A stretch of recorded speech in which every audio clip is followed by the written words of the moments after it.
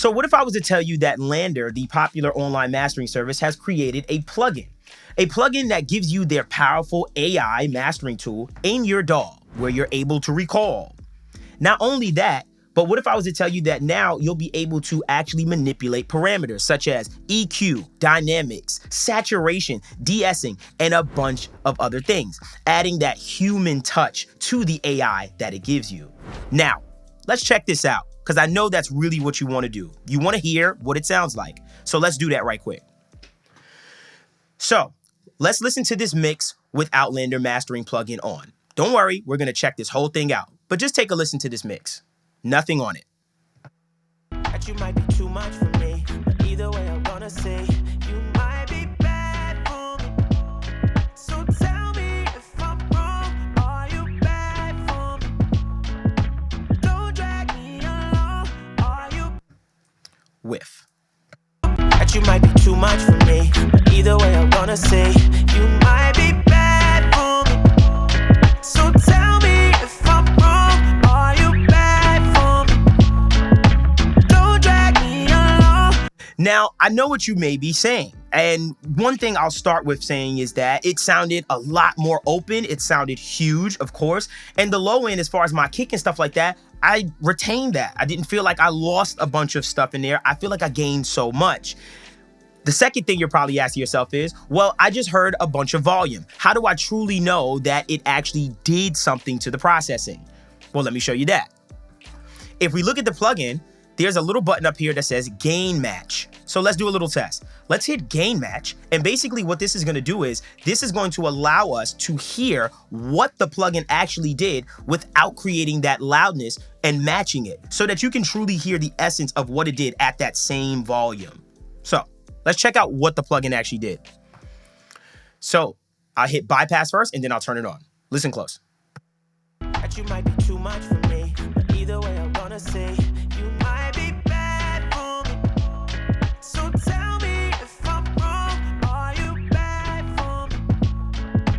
Don't drag me along, are you bad for me? Tell me if I'm wrong, are you bad for me? Don't. So right there, I can kind of hear what the plugin manipulated. I still feel like I got a lot of that openness out. Of course, when it comes to mastering and comes to adding limiters and compression and things of that nature, you're gonna feel a little bit of a difference with that kick or that low end. And I still feel like it's pretty tasteful as far as where I was and where it ended up, giving me a lot of loudness. So what I'm gonna do is I'm gonna show you this powerful AI mastering tool that I think is super, super, super easy to use. Being able to use LANDR's famous AI algorithm now in our DAWs and being able to manipulate it even more, adding that human touch, which is something that I, as a user of LANDR here and there, wanted more of, being that I'm in a professional setting. I want to be able to tweak my masters, not only just have it put in as far as the AI and give me whatever it decides to give me. I'd rather have a little bit more control over my music. So I'm going to show you this plugin top to bottom and give you an idea of how I got to that result in, I'd say, about 3 minutes. And it seems really fun to use. So I'm going to show you how it works. Oh my gosh, are you like watching my video? Did you know you can comment, like, and subscribe? Okay, don't skip. Okay, don't skip. Okay, back to your video. I'm sorry. Let's get to it. Okay, so first things first, and I'm gonna copy my settings because I kind of like my settings. What I'm gonna do is I'm gonna take this off, right? And the way LANDR works is, let's open it right here. And what it's gonna do is it's gonna actually analyze the actual audio. So it's going to give me an actual depiction of what it feels is best for my audio off rip, before I mess with any of the parameters or anything of that nature, which is cool because now it is optimizing its processes very, very dependent on my song. So what I'm gonna do is, and what it suggests for me to pick the loudest part of the song. Me knowing it's the chorus, I know it's right here. So I'm gonna select the loudest part of my song and we're gonna make this analyze. Watch your ears and check this out. That you might be too much for me, but either way I wanna say you might be bad for me. So tell me if I'm wrong, are you bad for me? Tell me if I'm wrong, are you? Okay, so LANDR has given me a result. And now what I'm going to do is I'm going to show you guys step by step as far as how I would go about it and show you this thing from top to bottom. So first things first, if you look right up here, you'll see this input gain knob. And basically what this input gain knob is doing is it's gain staging or making or optimizing your actual audio. So sometimes you may get a master, for instance, that's loud, and this is basically taking it and gain staging it or turning it down a bit, saying to itself, hey, this is the most optimal input for these processes that we're about to have occur within our plugin. Really nice to have, and you can also manipulate that. So if you feel as if you want more of that signal to hit those processes, you can. But this is the given range that they've optimized it for. So I highly suggest kind of just sticking around with what they give you as far as saying this is the best input for the processes that are going to go on. So really nice to have, just kind of being able to manipulate the input gain, but it does it automatically for you if you use the automatic function. Next thing in this middle is you'll see this master button. And basically what the master button does is, as you can imagine, goes back to waiting for audio playback, going back to analyzing the audio. Basically, if you make any tweaks to your mix, say for instance, if you felt as if when you're in this master stage, you need to make some changes in your mix and come back and bring a new file in, you could then reanalyze the master if things have changed, if they've gotten louder, quieter, etc. Super self-explanatory, you get that button right there. On the right-hand side, you see this gain match function, which I've showed you as far as being able to hear what the plugin is actually doing and not be fooled by just volume. That's really important to do and to have on so that you can make better decisions when it comes to you making your master. Right-hand side, we have a bypass button, which obviously turns off all effects in the plugin. And now in the dead middle, we have 3 mastering styles. And basically this will allow you to choose between your styles of mastering. Obviously, I feel like LANDR has mastered or been through thousands and thousands of songs they've analyzed. So there is more than one way to go about a master. So they give you 3 styles that, in my opinion, they've figured could give you a more diverse palette of what you want as far as a mastering style is concerned. So that's what these 3 are. So if we look on the left-hand side and look at the warm side, you'll see that it's named and it's worded as create a warm vintage master with softer highs for a thick and smooth sound. The balance section is to create a controlled master with a focus on balance, clarity, and depth. To be honest, this is my favorite one thus far as the kind of music that I do, being that it's R&B, hip-hop kind of stuff. And then on the right-hand side, you have create a modern open sound with an emphasis on punch and presence. In my head, I'm hearing more of the EDM electronic style of music that I think this could be really, really advantageous for. So go through each style, pick which one feels right for you, and then make your decision. Remember, go off of how it feels. That's my golden rule with anything. Okay, on the left-hand side, we have the equalizer section. And basically with this equalizer, it's a 3-band. You can affect the low, you can affect the mid, or you can affect the high. Something I really, really want to emphasize on is, one question that I did ask them was, well, what is the signal flow of the plugin? Is one process feeding the next process, feeding the next process, etc.? Because a lot of times, depending on how you move things, if the EQ comes first with the compressor, it sounds different if it's swapped the other way. What they've helped me understand is that each process is intertwined with the other, meaning if I decide to boost the equalizer on the lows, that's going to affect another process from the dynamic section that compensates for things. So when it comes to the signal flow of the plugin, I want you to think about it as everything is really intertwined with each other. Every move you make affects the other one from a standpoint of how their algorithm and AI works. It's really, really fun to use, and you'll notice it because even when you crank the plugin a lot hot on a certain knob, you realize something else feels like it just compensates for it and keeps everything in balance. So just a tidbit for you. So like I said, you got your equalizer section, and it has the low, mids, and the highs. You can manipulate the mids, the highs, or the lows, whether you want to turn it down or turn it up. Self-explanatory, you can kind of get that. On the right-hand side of that, we have a presence knob. And basically what this presence knob allows you to do is it pays attention or gives more of an emphasis to the vocal range. So if you feel like sometimes when I've mastered things, I feel like sometimes if you have too much processing on, you kind of can feel like your vocal may get lost, or you feel like you just want more of that vocal presence in your actual master. Well, they figured out a way in their algorithm to take that presence of the vocal or that vocal range for whatever your music style is and push that up and bring more of that out with one simple knob, bringing it forward. I know you want to hear it. So let's take a listen to it. Let's take this presence knob and let's boost it up. So let's do that.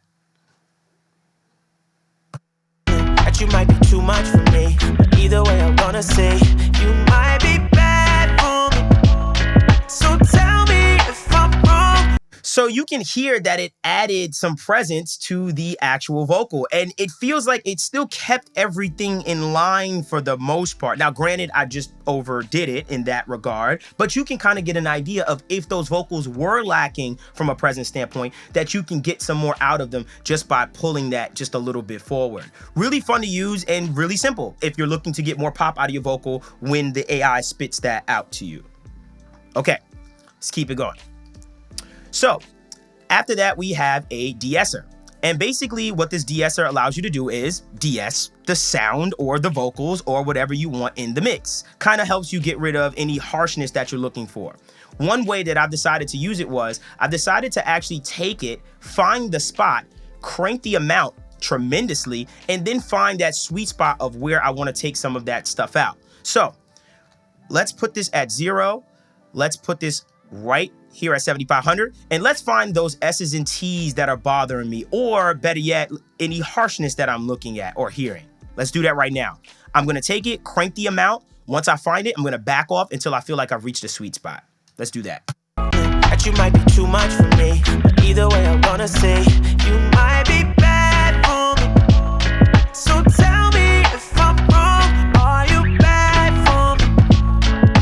Don't drag me along, are you bad for me? Tell me if I'm wrong, are you? That you might be too much for me, but either way I wanna say you might be bad for me.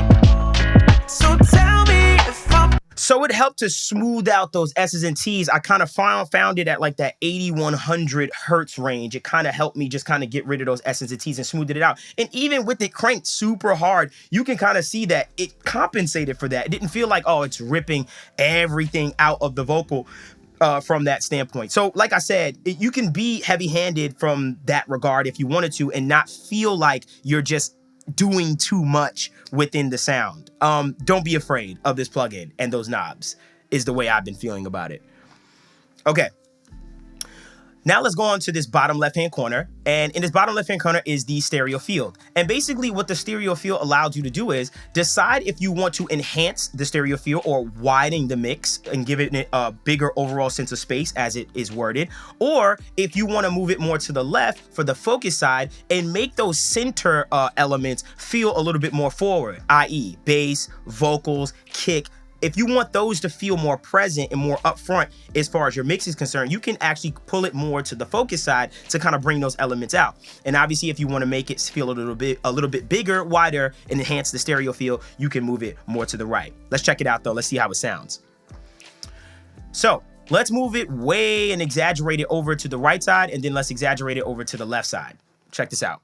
That you might be too much for me, but either way I wanna say you might be bad for me.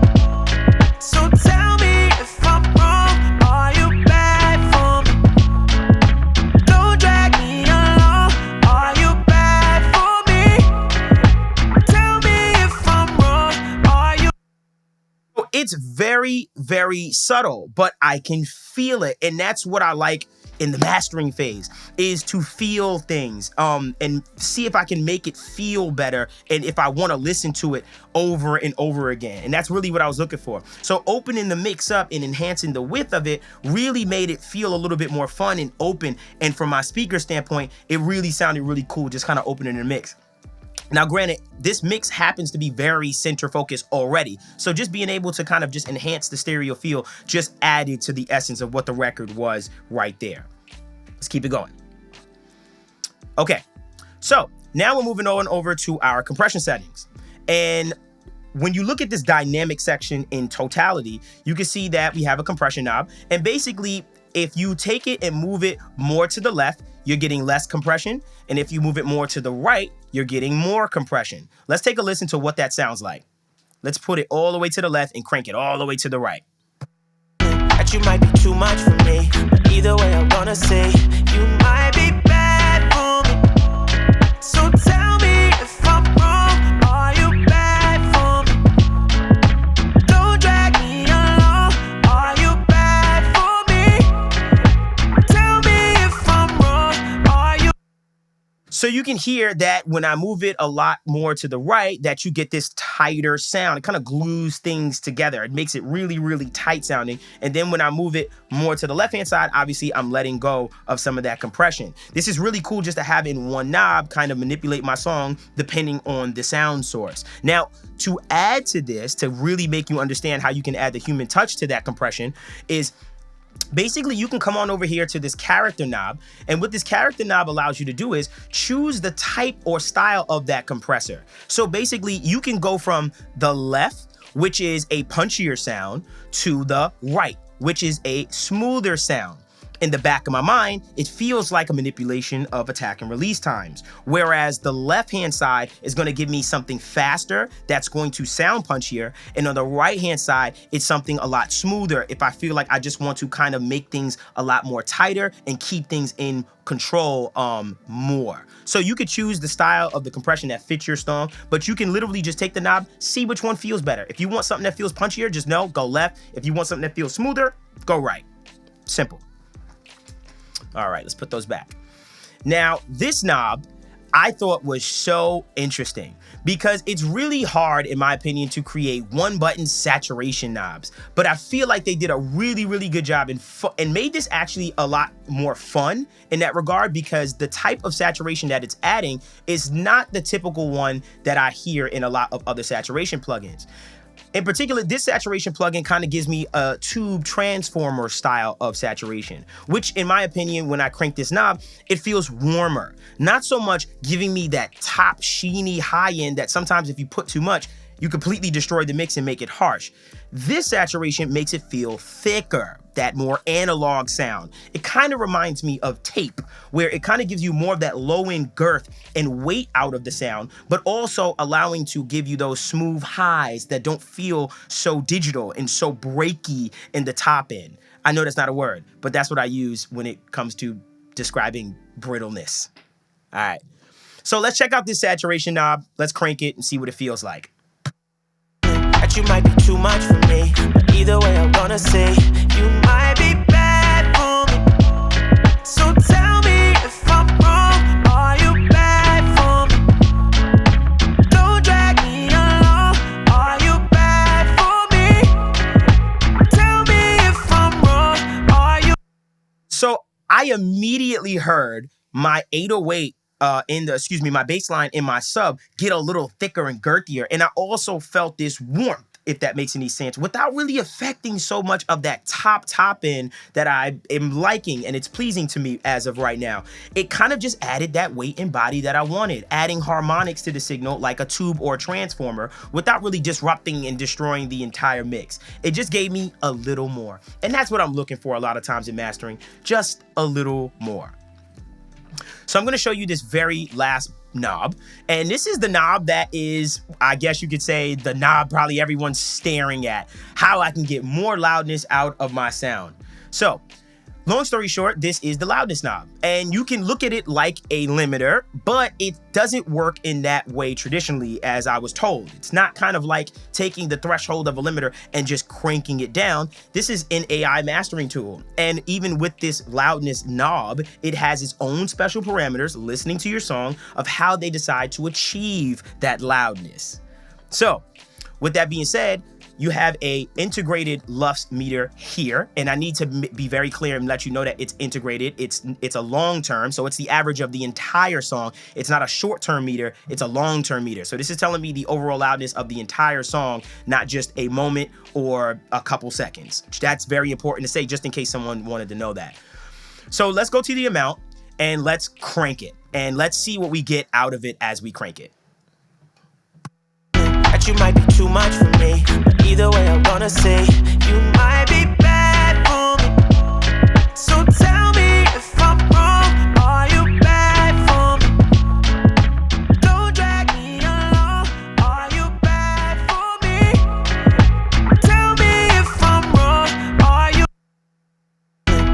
So you can hear that even as I crank the loudness knob and it's still tasteful as I go and push it more and more. It kind of has like this fail-safe inside of the AI that's like, hey, this song is going to be completely destroyed. So it kind of compensates for those moves. And you notice that as I was turning it up, even so, it wasn't breaking and falling apart. Also, it wasn't allowing you to go that loud because it probably would sound like crap, to be honest with you. And so there's kind of like this fail-safe within the AI of its algorithm. Of course, they've mastered thousands and thousands of songs. It's analyzed yours and decided that this is probably the loudest we can get this song being of the sonics that it is right there.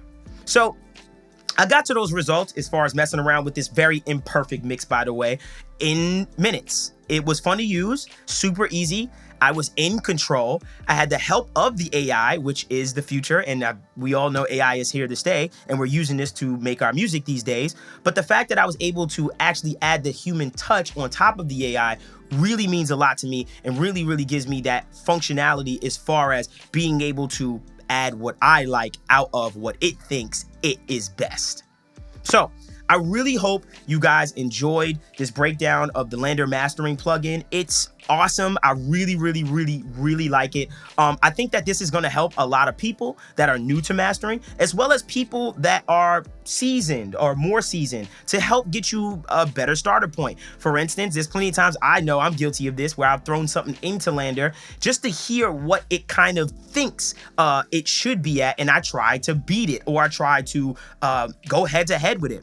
Well, now that I have it in my actual toolbox in my DAW, I can take what it actually gives me and just improve upon it. I can literally add my other plugins to it, kind of find my mix with everything. But it is nice to have something that has analyzed thousands and thousands of songs, kind of analyze my song and give me a ballpark of where it is. Sometimes it knocks it out the park. And to be honest, I need to do more testing on it to really, really put this thing to work and see what it can really do. But thus far, I'm very excited about it. I think it sounds pretty cool. And I think that where it could end up as far as my masters and stuff like that could ultimately put me in a better spot when it comes to making decisions and things of that nature. Just giving me an alternate sounds, kind of like having a mastering engineer right by my side say, how would you master it? And going, oh, okay, I like what you did, and kind of tweaking those parameters. So I really hope you guys enjoyed that. Please let me know what you feel about it in the comments. I'd really appreciate it. Make sure you comment, like, and subscribe.